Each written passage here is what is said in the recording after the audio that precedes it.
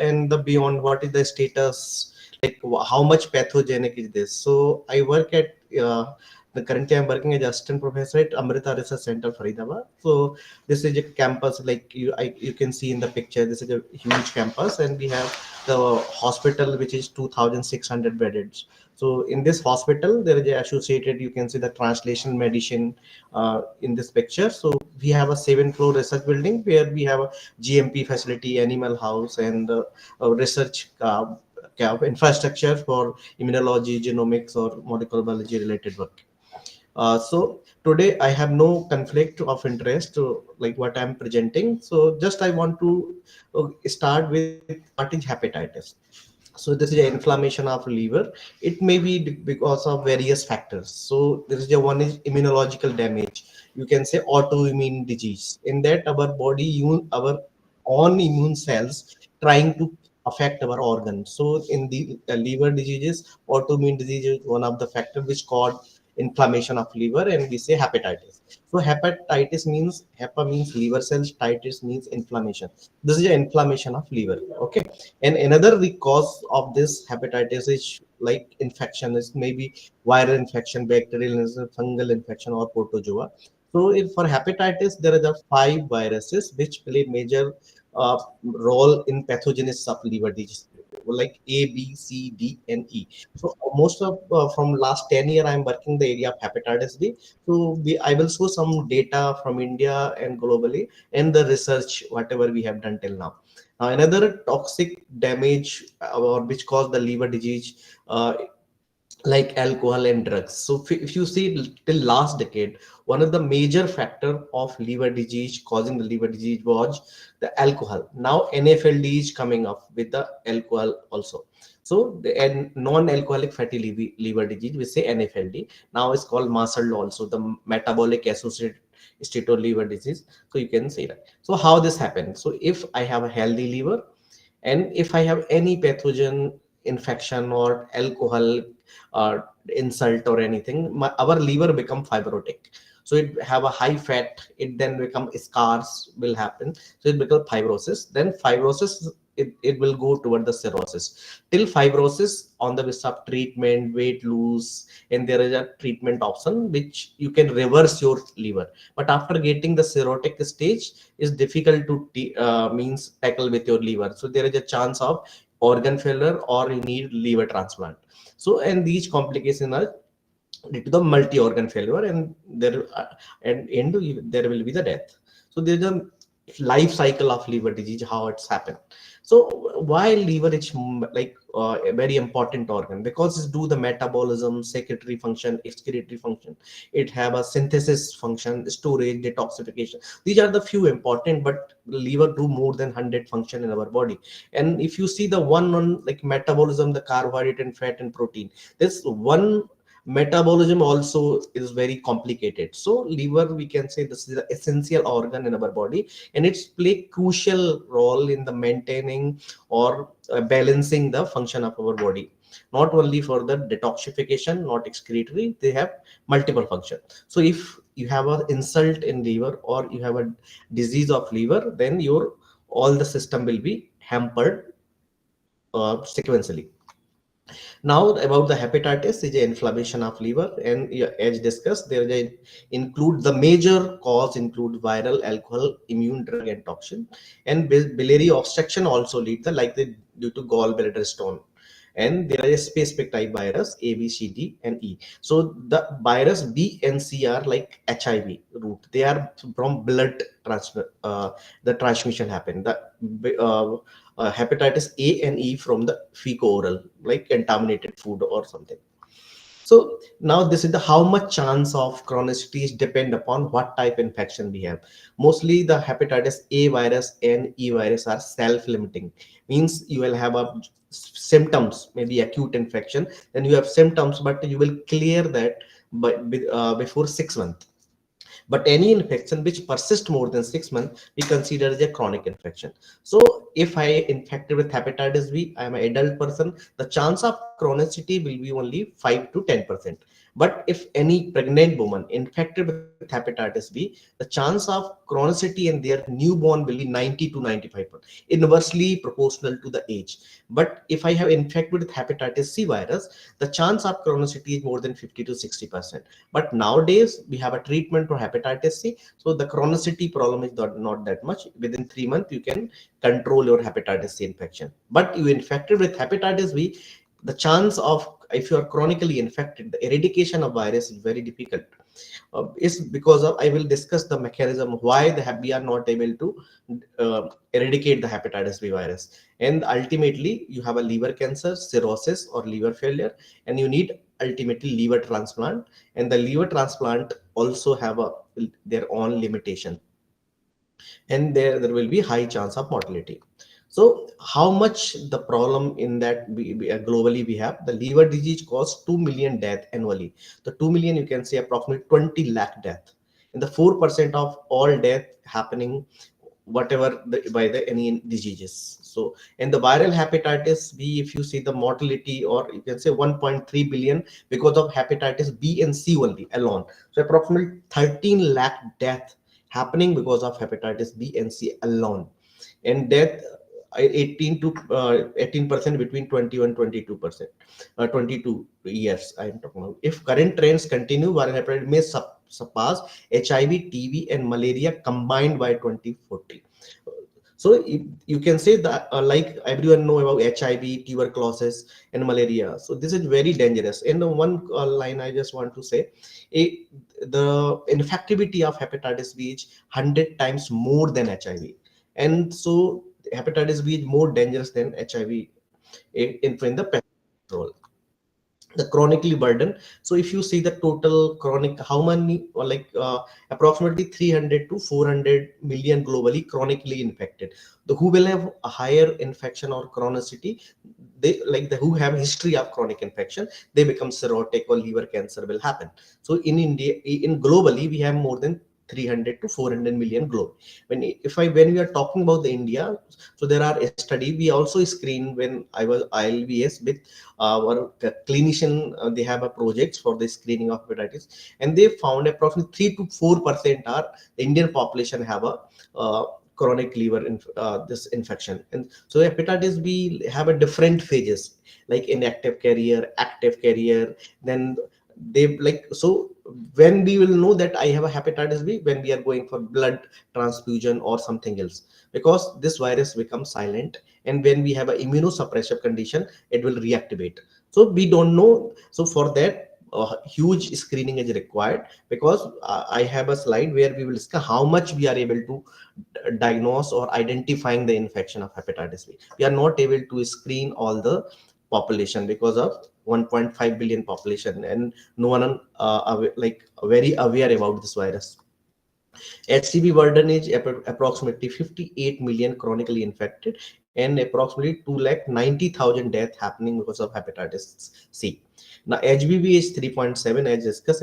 In India, 40 million infected people. You can say 40, approximately 40 lakh million people are 40 million are have an infection of hepatitis B, and annually approximately 1 lakh are dying. So if you see the global, every 1 minute, two people are dying because of hepatitis B infection in globally. So if we are talking like for 1 hour, approximately 30 people will be dying in that time because of hepatitis disease. This is very dangerous virus, and we don't have a complete cure. So I will discuss what means complete cure means. So now coming to chronic infect contribute roughly 30% of cirrhosis. So like the how much HBV is dangerous is, you can say the overall whatever we have cirrhosis patient, liver cirrhosis, the 30% coming because of hepatitis B. Like as I discussed, we have a different etiology or factor which causing the cirrhosis, like drug, autoimmune diseases, alcohol, all this thing, hepatitis C virus, A virus, C virus. But among them, hepatitis B is one of the major cause of cirrhosis, and the 40 to 50% of liver cancer in India. So you can say the 50% burden of liver disease contributed the hepatitis B. Now coming to NFLD prevalence, like non-alcoholic fatty liver disease is 24% globally. And in India, we say 5 to 32% is depend upon the area and demographics. Like in the Punjab, Kolkata, and Bengal, and different places we have high burden of fatty liver.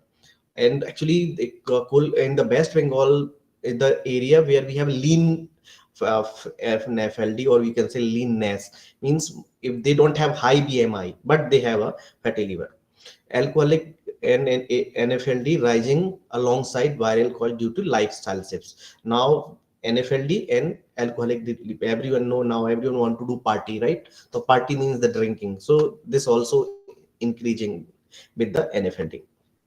Now I'm coming to important topic like pregnancy related liver disorders. 3 to 5% pregnancy in India is high perinatal and maternal immunity. So actually what happened, we need to understand how these virus transmit from one person to another. So different virus have different route. Hepatitis B, the major route of transmission of hepatitis B virus is mother to baby.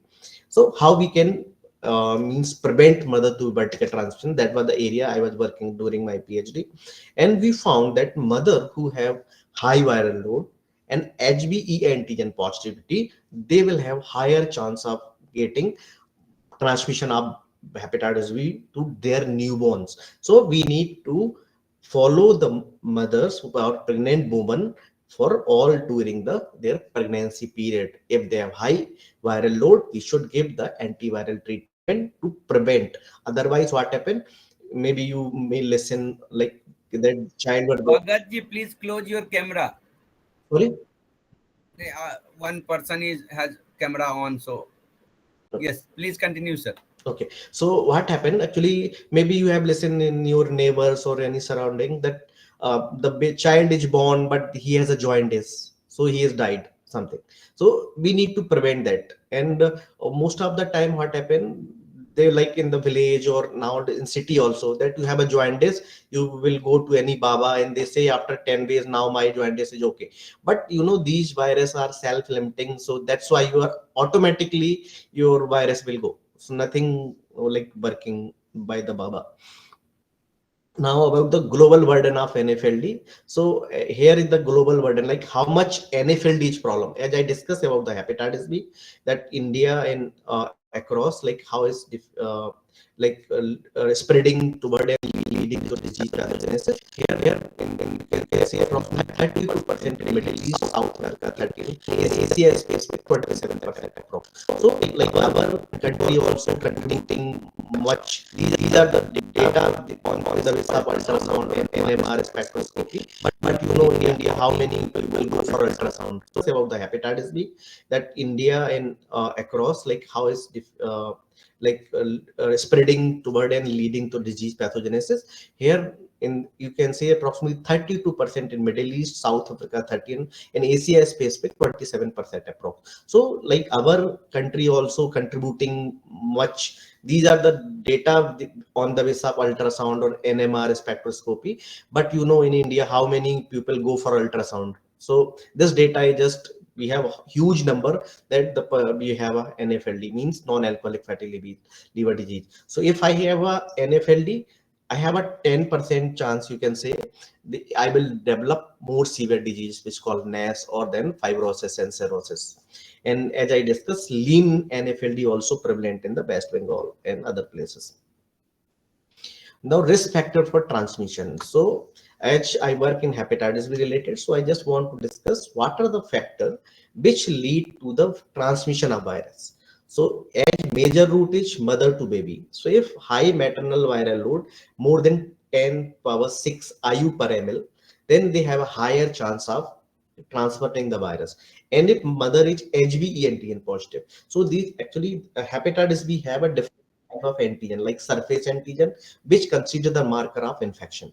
E antigen consider marker of replication. So if any patient who have HV antigen positive, that means their virus is very active in the body and they are making their copy very fast. So they have active infection. So if any mother have active infection and they have high viral load, they will go, they will transmit. The chance of transmission will be higher.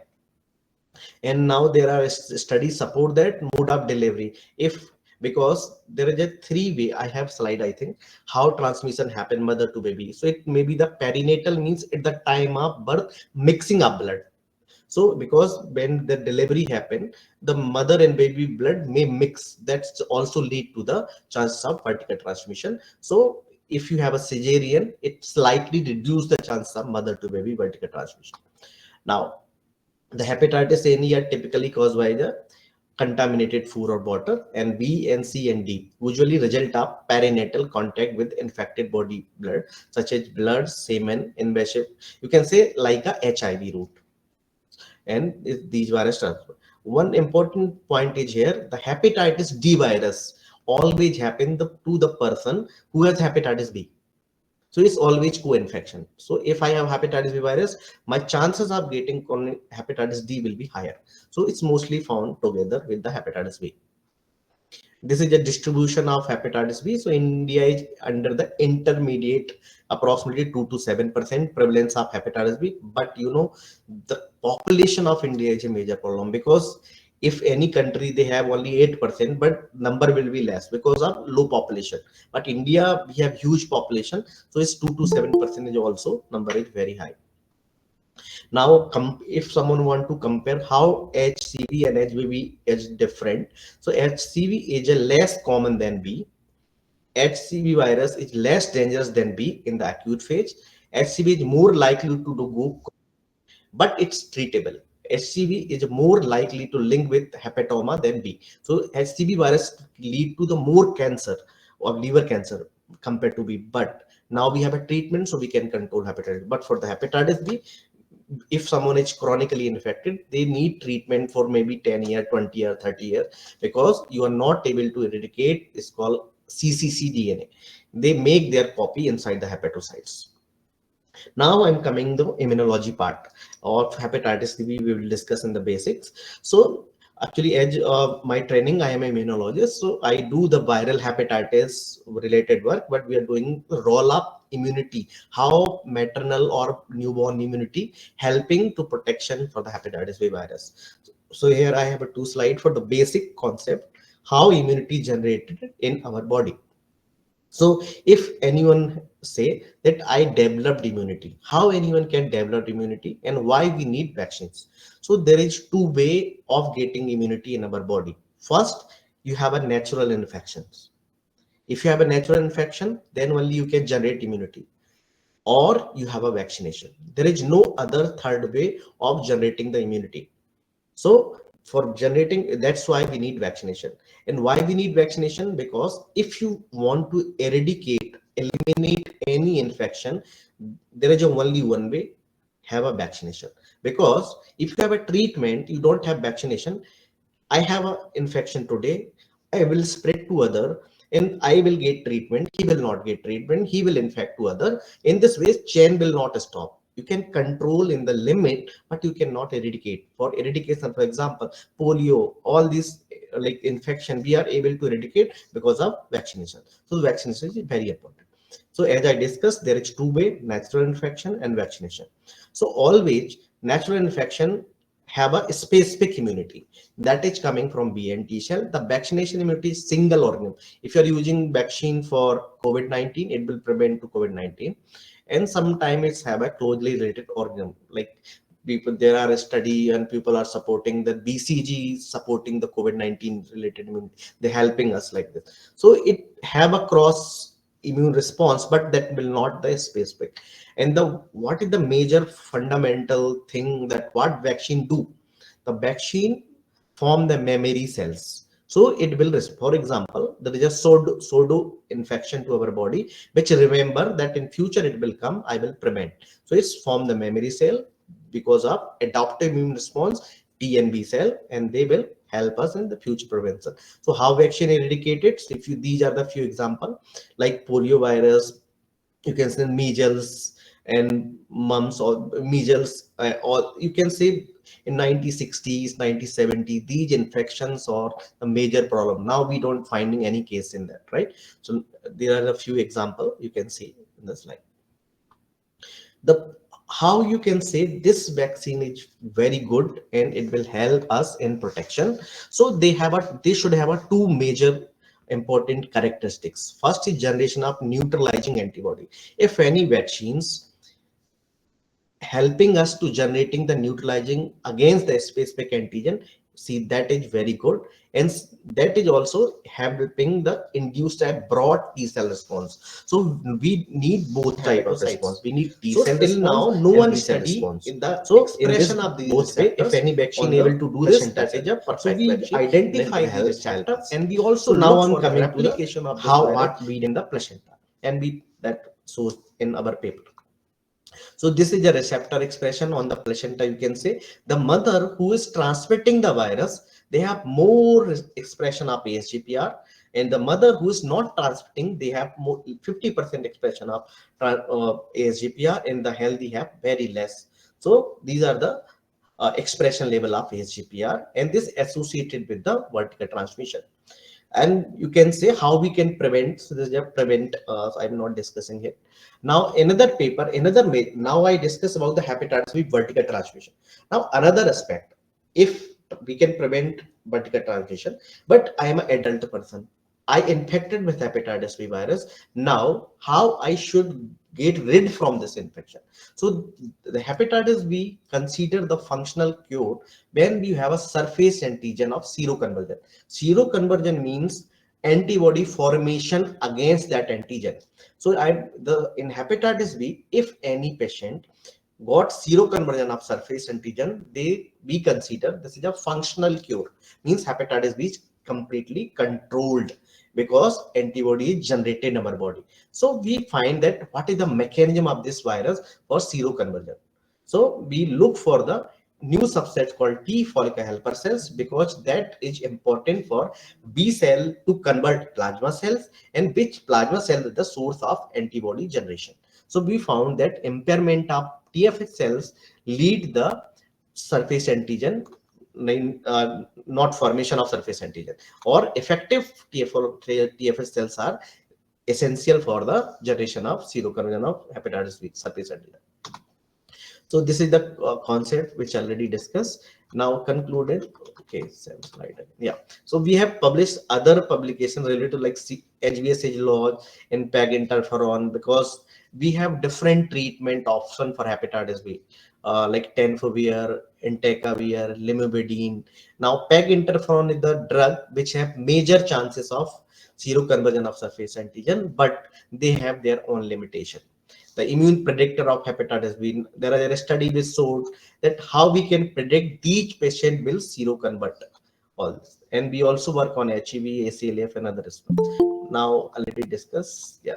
So yeah, say now I just want to thanks Professor Nirupma Tenhanpati madam. She is my supervisor in my PhD, Dr. Shiv Sharinsher, ILBS, and our collaborator, where I am working in different funding agency.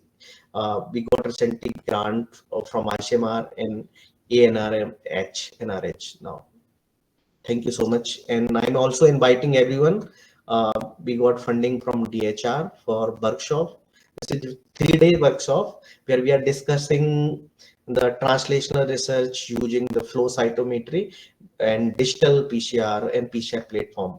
So we have a big food from Thermo that is like most advanced flow cytometer, which have sorting capacity. So this workshop will help all the early career scientists, scholars, and students. So it will be great to discuss this. This is a 3 days workshop. And okay, okay, sir. So if,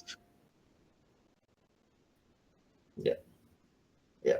Actually, I have not added experimental part because that will be very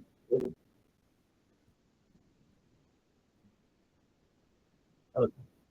Okay. So we can discuss further if yeah.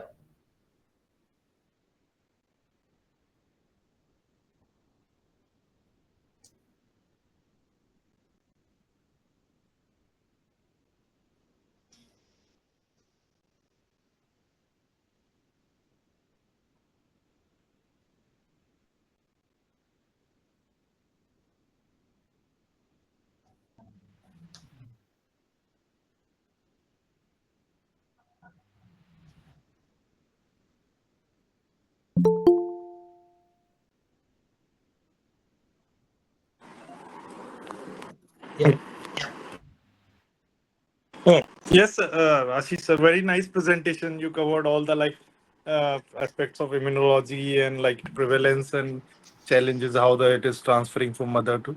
So I've just a very like basic question for the like this maybe students. So these are hepatitis B vaccine is available since long. Like it was one of the like earliest vaccine, Yeah. recombinant vaccine produced, but why there is still so much prevalence of like hepatitis B in India, despite having like we have effective vaccines available.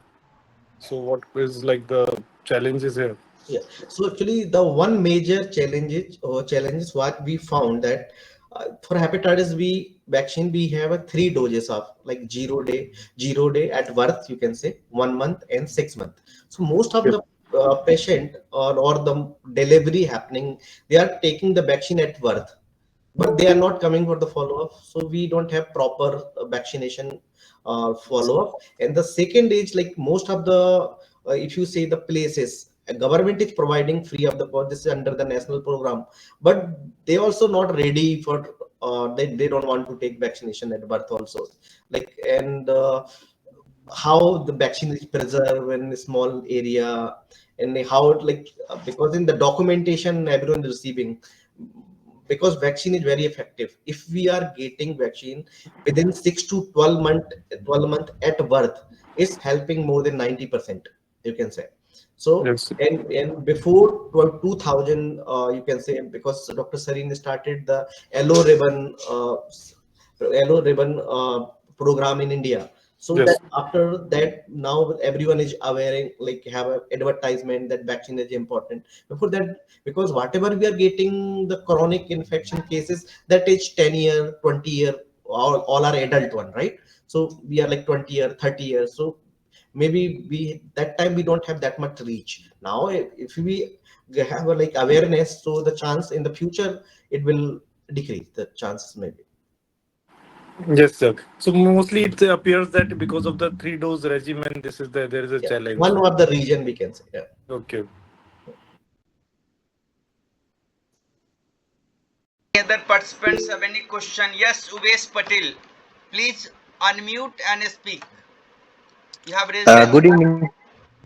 Yeah, good evening, sir. I'm Umesh Patel from University of Salford. I have finished my master's degree. So my question is based on critical analysis. It's just on a general basis that uh, can we use the nanoparticles to tackle this hepatitis B infections in further research? Is there any possible way to use nanoparticles to tackle this disease? Like we are using for antibiotics, but it is a virus. So can we use nanoparticles? Like if there is a possibilities. So actually, what you are telling, the nanoparticle mostly used as a delivery system, right? As a tracking system in our body. So if you are planning for like any therapeutic aspect, like it can be used, but you need like this can be tool to support. But nanoparticle alone, like I don't know how. If you want to have any drug or any candidate, for example, here I find that TLR7 is crucial. So if you want to induce TLR7, if you know any molecule which can induce TLR7, you can tag with nanoparticle and you can deliver specifically to liver or something. So it will help definitely, but you need to know that what you will be doing with the nanoparticle.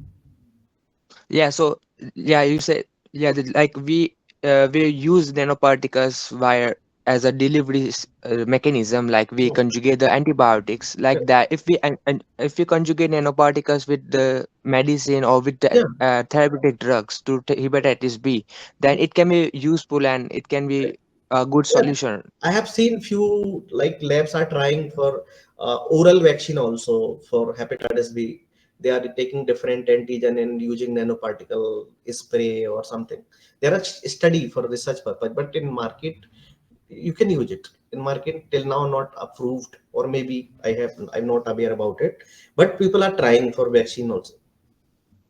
Okay, sir. Thank you very much. Have any question, any discussion, any suggestion? Please unmute and speak. No question. This is interactive session. That's why we organize this, so that you will get opportunity to interact directly with the resource person, and not only one time you can ask question, you can cross question also. Yeah. Yes, Wasim ji, I see sometimes your okay. Dr. Dipti Man, Dr. Dikra mujhe. Hello, are you here, madam?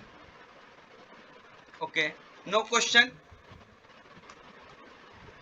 So thank you very much, sir, Thank you so much, sir. for Thank you. insightful lecture, and we hope again I will take your service, and this is good service. ज्ञान दान सबसे बड़ा दान है, जी जी, और गणेश चतुर्थी के दिन भी है ना, गणेश विसर्जन के दिन भी है, सारे Thank- लोग अटेंड कर रहे हैं. So that shows that है ना, they have very much they are interested to learn this topic. That's why in this festival they also they are attending, and you are also giving us time, so we are grateful, and obviously other researchers are also grateful to you for your time and your knowledge sharing attitude and all these things, because we know means we are trying to this transform this scientific thinking, because people are only attending offline mode of conference, but after this corona we are trying to make it this like a junction where people can join and they can deliver and other people can learn. So if other uh, among the participants, if other researchers are also ready to take, if they are confident they can deliver lecture in future, they can connect with me. And thank you very much for attending, and again I request you all to join our social sites so that you will not miss next lecture. We are regularly organizing this lecture. Hello Yes, Wasim ji. Ashish sir, आप email official email दे सकते हैं? mail. Yeah, I can. Chat box में sir लिख दीजिए mail, otherwise Wasim ji I will tag him on LinkedIn, so you can connect with him on LinkedIn also. Can you introduce Wasim Akram ji?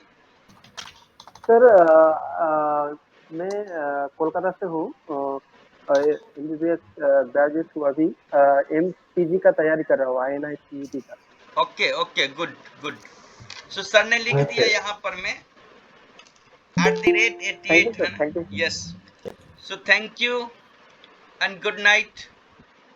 Thank you, Ashish sir. Thank you so much, sir, for opportunity, and thanks, Dr. Vikas. Hopefully, we will see you soon. And actually, Dr. Vikas is also working in this area. Before, Yes, sir. Yes. I don't know you are working. Still, you are working in liver related, sir. No, not right now. I'm